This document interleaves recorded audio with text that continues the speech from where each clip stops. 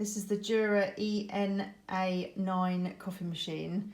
Following on from the basic coffee and the cappuccino coffee, again we would just check we've got enough water in our tank, which is fine.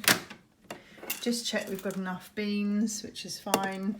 I've left the coffee machine on, it's saying it's ready to go. I've popped my cup under and I'm going to just do a basic espresso.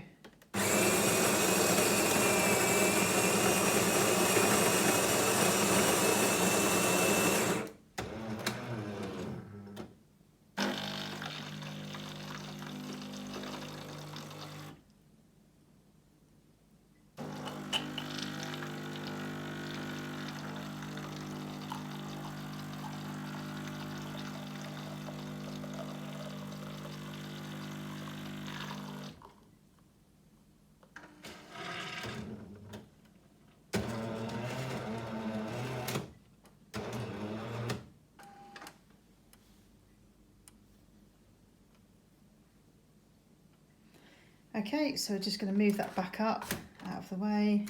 There's an espresso shot in there. And again, just going to pop our glass under to do a clean.